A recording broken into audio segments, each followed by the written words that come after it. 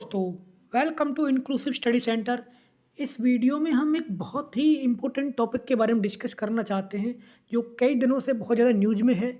जिसमें आपने देखा होगा कि उत्तर प्रदेश का जो पीसीएस है उसमें एक महिला अधिकारी बनी थी, एसडीएम बनी थी एक्चुअल में, जिनकी रैंक 16 आई थी 2016 के अंदर। 2015 की पीसीएस अधिकारी और 2016 में रिजल्ट आया था। तो इन पर आरोप लगाया है इन्हीं के पति ने। उसके बारे में हम डिटेल से देखेंगे। बहुत सारी कंट्रोवर्सीज के रिगार्डिंग हो रही है। इससे आपको क्या क्या सीखने को मिलता है as a UPSC civil servant aspirant, या कोई भी आप किसी भी प्रकार के एस्पिरेंट हैं या एस्पिरेंट नहीं भी हैं, तो भी एक चीज़ आपको सीखने को बहुत ज़्यादा मिलेगी। तो आपसे एक रिक्वेस्ट है कि प्लीज़ वीडियो को पूरा देखिए ताकि आपको सच्चाई जानने का मौका मिले, क्योंकि आपको मैं इस वीडियो में पूरी खबर शुरुआत से लेके अब तक डिटेल में बताने वाला हूँ। जहाँ तक बात है, आपको पता है एक पर्सन है, पंचायती राज में 4th क्लास की इनकी नौकरी है। और ये बात है, मैं शुरुआत से बात करता हूँ 2009 की। 2009 में इनकी भाई साहब की और इनकी मुलाकात हुई थी इन महिला अधिकारी की। तो ये अधिकारी नहीं थी उस समय, ये पहली बार हुई थी। और एक बार और मैं बता देता हूँ, फाइनेंशियल कंडीशन। ये जो महिलाएं हैं आज एचडीएम हैं, ये उस समय बहुत गरीब थी। इतनी गरीब थी, कहने का मतलब ये बताया जा रहा है जो रिपोर्ट्स आ रही हैं इनके बारे में, जिस समय 2008-9 कंडीशन थी इनकी, कि इनको इनके पास 2-3 महीने का राशन की भी पूर्ति नहीं अच्छे से हो पा रही थी। अगर एक ही प्रकार की इनके घर में सब्जी वगैरह बनती थी, इस तरह की कुछ खबरें आ रही हैं। तो कहने का मतलब ये था कि इनकी फाइनेंशियल कंडीशन बहुत ही कमज़ोर थी। और ये इनके किसी दूर के रिश्तेदारी में थी। जो इनका मामा था उसकी मौसी की कुछ ये इस तरह लड़की वगैरह बताई जा रही है। तो ये खबर हो गई। अब गाइस हम बात करते हैं इनकी जो मुलाकात है वो हुई थी 2009 में। और ये जो भाई साहब हैं, ये इन्होंने कई बार यूपी पीसीएस में जो लोअर पीसीएस होता है उसके इंटरव्यू वगैरह दिए थे। उस समय लोअर पीसीएस में इंटरव्यू वगैरह होता था, पीसीएस की तैयारी भी इन्होंने की थी, लेकिन सफलता इनको नहीं मिल पाई थी। पीसीएस वगैरह भी इन्होंने कई बार दिया था। इसके साथ साथ इनका जो सिलेक्शन था वो एक सफाई कर्मचारी के उस पर हो गया था, पंचायती राज में, जो 4th क्लास में आता है। और जब इनकी मुलाकात हुई थी इनसे, तो इनका जो 2009 में मुलाकात हुई थी, फिर उसके बाद 2010 में इन्होंने शादी कर ली थी। फिर ये इनकी ड्यूटी उस समय प्रयागराज थी जो आज इलाहाबाद है। फिर ये दोनों इलाहाबाद आ गए। इलाहाबाद आने के बाद इस लेडीज ने, जो ज्योति ज्योति मौर्य हैं, इन्होंने भी प्रिपरेशन करनी स्टार्ट कर दी अपने पति के साथ। और इनको सफलता मिली 2015 में, और जिनका रिजल्ट 2016 में आया था। तो बात वहाँ तक बिल्कुल नॉर्मल थी, कोई दिक्कत वाली बात नहीं थी। बिल्कुल सब चीज़ें स्मूथली चली हुई थी। आपको पता, कोविड आया, कोविड ने सारी चीज़ें बदल दी थी। उसके साथ साथ इनके जीवन में एक तीसरा पर्सन भी एंट्री करता है। उसकी हमने फ़ोटो नहीं लगाई है क्योंकि सही नहीं लगता है, क्योंकि उसको इस तरीके से आप प्राइवेसी को समझ लेना पूरी तरीके से, क्योंकि इनकी फ़ोटो पूरी तरीके से दिखी हुई है, इसलिए हमने इनको फ़ोटो को लेके आए हैं। जहाँ तक बात है तीसरे पर्सन की, तीसरा पर्सन भी काफ़ी अच्छी पोस्ट पर है, पुलिस में है। वो पुलिस अधिकारी है और ये एसडीएम है। तो 2020 की बात है, 2020 में ये भाई साहब जाते हैं अपनी इस लेडीज़ के जो इसकी पत्नी थी, इनके आवास पे, सरकारी आवास पे। और मतलब ऐसे ही चले जाते, जैसे पति पत्नी के बीच रिलेशन होता है। और ये महिलाएं वहाँ पर मिलती नहीं हैं। और जो इनके बच्चे थे, बच्चे इनको मिलते हैं। इसके फिर उनसे उनकी मुलाकात होती है और उनसे फ़ोन ले लेते हैं। और जैसे ही ये जो पर्सन है फ़ोन का जो नेट वगैरह है वो ऑन करता है, तो उस पे बहुत सारे व्हाट्सएप पे मैसेज आ जाते हैं, जिसमें कुछ, अब आप जानते हैं प्राइवेट मैसेज कुछ होते हैं, आई लव यू, कुछ इस तरीके के, कुछ स्पेशल, जो आप समझ ले रहा, कहना नहीं चाहता मैं उन चीज़ों को। ये इनका आरोप है इस महिला पर कि इस तरीके के कई सारे जो एक्स्ट्रा मैरिटल के जो अफेयर के जो इंडिकेशन होते हैं ना, उस टाइप के मैसेज इनको व्हाट्सएप पर देखने को मिले। तो ऐसा इन्होंने इनको बताया। इसके साथ साथ फिर इन्होंने इनके साथ काफ़ी झगड़ा हुआ इनका। आपको कर तो कुछ था नहीं, कर सकता था, क्योंकि ये एसडीएम पद पर बैठी हुई है और ये एक 4th क्लास एक सफाई कर्मचारी हैं। तो ये गाय बात हो गई पूरी तरीके से। अब बात आती है थोड़ी सी इसमें एक्स्ट्रा ये है कि फिर उसके बाद ये वापस चले गए, गुस्सा हो गया, अपनी ड्यूटी ज्वाइन उन्होंने कर ली। फिर 10 दिन के आसपास कर इन्होंने इसका फ़ोन ब्लॉक कर दिया था इस महिला अधिकारी का।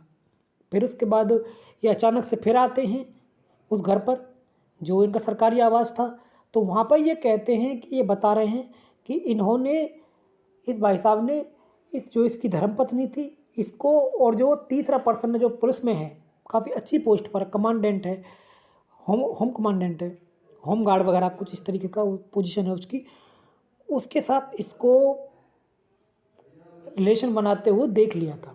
तो इस तरीके की इन्होंने बात कही है, उन्होंने इसको रिलेशन बनाते हुए देख लिया। तो फिर ये और बात नाराज़गी वाली बात, तो गुस्सा हो गया पूरी तरीके से, तो बात बहुत बिगड़ गई।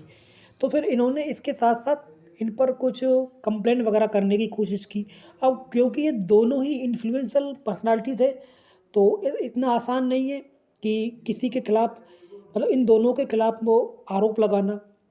अब हम एक तीसरे पर्सन की बात कर रहे थे, जो तीसरा पर्सन है, थर्ड जो लव ट्रायंगल चल रहा है, तीसरा पर्सन है, थर्ड पर्सन, उस पर थोड़ा बहुत आरोप ये लगता है कि उसकी महिला ने, जो वो भी शादीशुदा था एक्चुअल में, वो जो शादीशुदा था, और उसकी वाइफ ने उस पर आरोप ये लगाया कि इसके ऑलरेडी 3 अफेयर हो चुके हैं। मतलब पहला उसकी घरवाली थी, 3 और लेडीज थी, ये 5वीं थी। आप समझ रहे ना, मतलब कि वो एक रंगीन मिजाज का पर्सन था। तो आप इस चीज़ को समझ लेना वो किस तरीके का पर्सन हो सकता है, ऐसा इन्होंने आरोप लगाया है। ये कई बार इस तरह का आरोप लगा रहा है, अभी जांच पड़ताल हो रही है इस पर। फिर उसके साथ साथ अब जो एक इतना इन्फ्लुएंशियल पर्सन है, इतना आसान नहीं है एफआईआर वगैरह करना। 2020 से ये कोशिश कर रहे हैं एफआईआर कंप्लेंट वगैरह करने की, लेकिन नहीं हो पा रही। अंत में ये बहुत काफ़ी दिनों के बाद ये चीज़ों को भी, क्योंकि आपको पता है कि सब सरकार में या किसी भी पोजीशन में कोई भी पर्सन कितना भी हाई पोजीशन पे हो, अगर उसने गलत किया है तो बहुत दिनों तक चीज़ों को दबा नहीं सकता है। अंत में वो इसकी जो कंप्लेन है कुछ दिन पहले ही दर्ज की गई है, जब ये चीज़ें बहुत ज़्यादा कंट्रोवर्सी में आई। इनका एक वीडियो भी वायरल हुआ था बहुत ज़बरदस्त तरीके से, जिन्होंने इन्हें बताने की कोशिश की है। तो अब गाइस ये बात ये हो गई है, और ये जो महिला अधिकारी हैं, इन्होंने पूरी तरीके से ये माना है कि ये एसडीएम बनी है इनकी वजह से, और इनके जो फादर इन लॉ थे, इनके जो ससुर थे, उनकी वजह से, इन दोनों ने पूरी तरीके से सपोर्ट किया है, तब ये एसडीएम बनी है। अब ये बात ये हो रही है कि ये महिला कह रही है कि ये बहुत झूठा आदमी है, ये फॉर्च्यूनर की मांग कर रहा है, दहेज का केस लगा रहा है, दहेज का मांग कर रहा है, 50 लाख मुझसे मांग रहा है नगद, इस तरह का ये महिला आरोप इस पर लगा रही है। अब ये कितना सही है कितना गलत है, ये चीज़ें, ये आरोप जो लगा रही है कितने सही गलत है, ये सब चीज़ें आप जांच के बाद ही हमें देखने को मिलेंगे। अब जांच किस तरीके की होती है वो आप चीज़ों को समझ लेंगे। अगर एक बात यहाँ पर ये बात आती, अगर ये महिला अधिकारी इतनी बड़ी नहीं होती, मतलब ये कोई सिंपल क्या कहते हैं, एक बी क्लास या सी क्लास अफसर होती, तो इन पर इतनी ज़्यादा कंट्रोवर्सी नहीं होती, क्योंकि ये एक एसडीएम पद पर है, एक जिम्मेदार पद होता है। एसडीएम में फिर ये डीएम बनेंगी, और फिर किसी ज़माने में, किसी आने वाले टाइम में ये हो सकता है सचिव वगैरह भी बने, क्योंकि वो एक टाइम बताएगा आगे क्या होता है क्या नहीं होता है। तो कहने का मतलब ये है, तो एक इतनी जिम्मेदार पद पर बैठी हुई थी, तो इस तरीके के जो एक्स्ट्रा मैरिटल अफेयर जो होते हैं ना, वो कितनी कंट्रोवर्सी क्रिएट करते हैं। आपने चाहे वो किया है नहीं किया है, लेकिन इस महिला को पूरी तरीके से बदनाम कर दिया है लोगों की नज़रों में। ये सोशल मीडिया पर भी इसके बारे में बहुत ज़्यादा खबरें आ रही हैं। अब ये बात हम यही कहेंगे कि अगर आप कोई इस तरह का कदम उठाते हैं या नहीं उठाते हैं, वो एक बहुत बड़ी बात हो जाती है। अगर आप एक नॉर्मल पर्सन है जैसे आप और हमें, तो कोई बात नहीं बनती, कोई पूछता भी नहीं है कितने एक्स्ट्रा मैरिटल अफेयर हो रहे हैं। हालांकि चीज़ें इलीगल हैं, लेकिन जब आप एक बहुत बड़े पद पर होते हैं और अगर वो चीज़ें दूसरों के सामने फैल जाती हैं, तो लोग उसका एग्जाम्पल देना शुरू करते हैं। अब यहाँ पर हमारे सामने एक फिल्म आई थी अमिताभ बच्चन जी की, सूर्यवंशम, तो उसका लोग ये कह रहे हैं कि Sooryavansham part 2 and illegal affair. तो इस तरह की लोग ये बात करने की कोशिश कर रहे हैं। उसमें भी अमिताभ बच्चन ने अपनी जो धर्मपत्नी थी उनको पढ़ाया लिखाया था और उनको आईएएस बनाया था। इसमें भी यही बात देखने को मिली है, लेकिन इसमें कुछ नेगेटिव चीज़ें देखने को हमें मिल रही हैं। अब ये कितनी सही है कितनी गलत है, वो चीज़ें आप भी सीखो और समझो। मैं आपसे गाइस एक ही बात कहूँगा कि कभी भी जब आप वो एक ज़िम्मेदार पद पर हों या ज़िम्मेदार पद पर नहीं भी हों, तो आप एक सामाजिक सम्मानीय पर्सन हैं, चाहे आप महिला हैं या पुरुष हैं, कोई भी चीज़ है, ये हमारे फैमिली के लिए भी इतनी आसान नहीं होती है कि हम चीज़ों को झेल पाएँ।